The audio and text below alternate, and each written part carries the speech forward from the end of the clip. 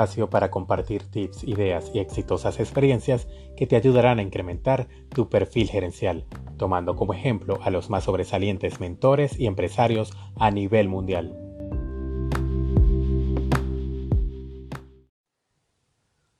Y bien amigos, el podcast de hoy es sobre el COVID-19, las finanzas y el G20.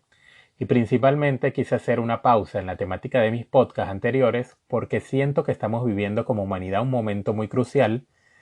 del cual por supuesto no solo debemos dejar registros, sino estar bien alerta ante los escenarios que se avecinan en materia financiera y económica a nivel mundial. Por solo nombrar algo con relación al gran impacto que ha tenido la pandemia en nuestras vidas durante lo que va del 2020. Bien, para quienes no lo saben, el G20 es el principal foro donde se coordinan la mayoría de las políticas macroeconómicas entre las 20 economías más importantes del planeta, desde la visión de los países desarrollados y también desde la visión de las economías emergentes, siendo algunos de sus miembros Australia, Brasil, Canadá, China, Alemania, India, Indonesia, Japón, México, Estados Unidos y la Unión Europea. Pues bien, resulta que apenas el pasado 18 de julio se reunieron los ministros de Finanzas y los gobernadores de los bancos centrales de estos 20 países, con la particularidad de que este tipo de reuniones ahora se celebra de manera virtual justamente por la pandemia. Así que al parecer este año nos salvamos de las tradicionales protestas que atraen este tipo de encuentros en los países sedes, y de las cuales recuerdo una en particular que se dio en junio de 2010 en Toronto, Canadá, y donde literalmente yo quedé atrapado en una tienda por departamentos mientras el grupo anti-G20 rompía las vitrinas de decenas de comercios en pleno centro de Toronto. Situación totalmente atípica para el Toronto de esa época. Pero bien, lo cumbre en esta oportunidad es que en esta pasada reunión hubo varios aspectos que destacar. En primer lugar, que este tipo de reuniones virtuales se están haciendo porque el mundo entero está enfrentando problemas en política fiscal y monetaria sin paralelo, y también sin precedentes similares de los que se tenga registro hasta el momento. Es por eso que llama mucho la atención el pronunciamiento hecho el pasado 18 de julio desde Washington por la directora gerente del Fondo Monetario Internacional, Cristina Georgieva, quien pidió al grupo de los 20 que se preparen y apoyen lo que calificó como un cambio transformacional, señalando que se necesitarán más medidas políticas para asegurar una recuperación resistente tras la pandemia. Y cito textualmente: se necesita preparar políticas y respaldar un cambio transformador, ya que algunos sectores pueden reducirse permanentemente, mientras que otros, como los servicios digitales, se expandirán, dijo Georgieva en la reunión virtual de los ministros de Finanzas y los gobernadores de los bancos centrales del G20, presidida en esta oportunidad por Arabia Saudita. Adaptarse al cambio de manera inclusiva requerirá de una protección social adecuada y capacitación y asistencia en la búsqueda de empleo para los trabajadores, dijo la jefa del Fondo Monetario Internacional. Georgieva señaló que si bien existe una gran incertidumbre sobre el panorama económico global, las extraordinarias acciones tomadas por los países del G20 y otros han ayudado a evitar un resultado mucho peor. A medida que ingresemos a la próxima fase de la crisis, se requerirán más acciones políticas, así como una mayor cooperación internacional, dijo.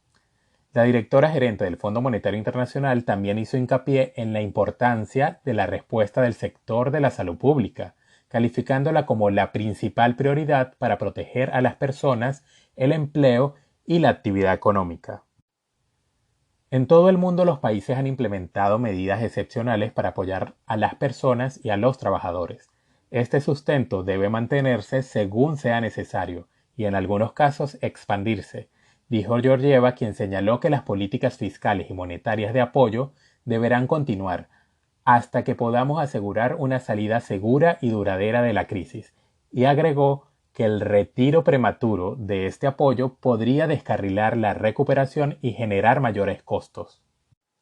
También destacó la necesidad de unirse para ayudar a las economías más pobres y vulnerables, especialmente aquellas que tienen una alta deuda o que dependen de sectores muy afectados. Tras señalar que la iniciativa de suspensión del servicio de la deuda del G20 ha sido encomiable, Georgieva expresó la esperanza de que se considere la posibilidad de extenderla. Además, para hacerlo aún más efectivo, se debe promover fuertemente una mayor participación del sector privado y una mayor transparencia de la deuda, dijo Georgieva. En la reunión virtual, el presidente del Grupo del Banco Mundial, David Malpass, también instó a los países del G20 a extender el plazo de la suspensión del servicio de deuda hasta finales del 2021 y a comprometerse a dar a la iniciativa el mayor alcance posible, indicó la agencia de noticias AFP.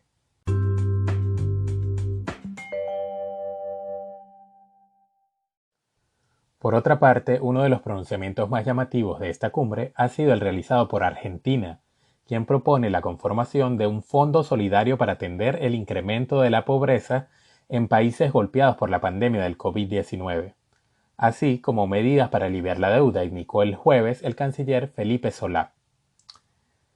En el marco de la pandemia queremos un fondo de financiamiento global y solidario que debe tener en cuenta el aumento de la pobreza en la mayor parte de los países, dijo Solá en un encuentro virtual con corresponsales extranjeros en Buenos Aires. Esto fue el jueves antes a la reunión virtual del día sábado que se diera con todos los gobernadores presentes del grupo del G20.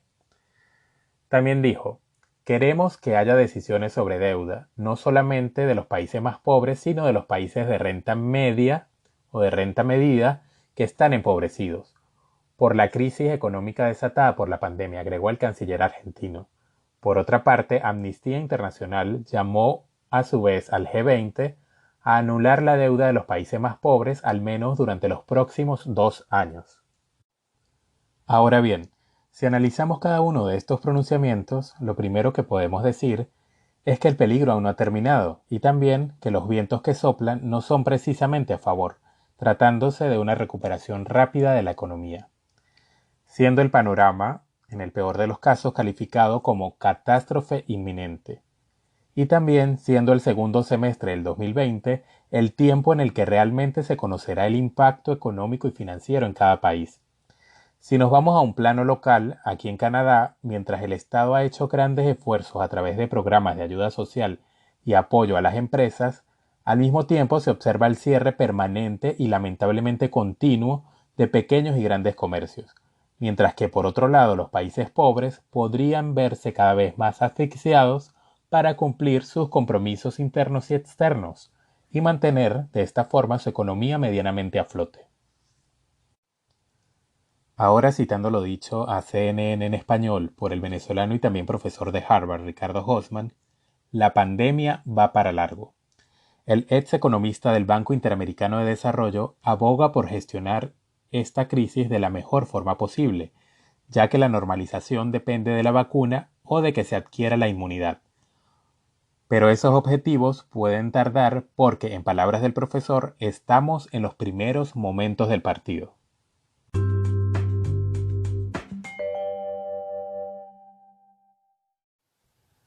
Ante este complejo panorama sin historial, el grupo del G20 ha retrasado el pasado sábado su decisión sobre la prórroga de moratoria sobre la deuda de países pobres, aunque se estima que la decisión sea favorable y la prórroga sea extendida. Al respecto, el ministro francés de Economía y Finanzas, Bruno Le Maire, aseguró al final de la reunión que el G20 estaba en camino de llegar a un acuerdo sobre la propagación de esta moratoria e instó a una decisión lo antes posible.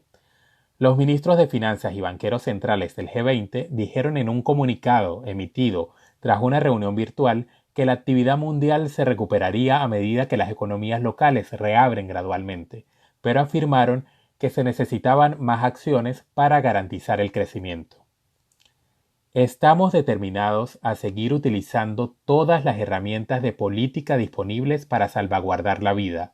el empleo y los ingresos de las personas, apoyar la recuperación económica global y mejorar la resiliencia del sistema financiero, al tiempo que protegemos contra los riesgos a la baja, aseguraron después de que finalizó la reunión, según información de la agencia de noticias Reuters.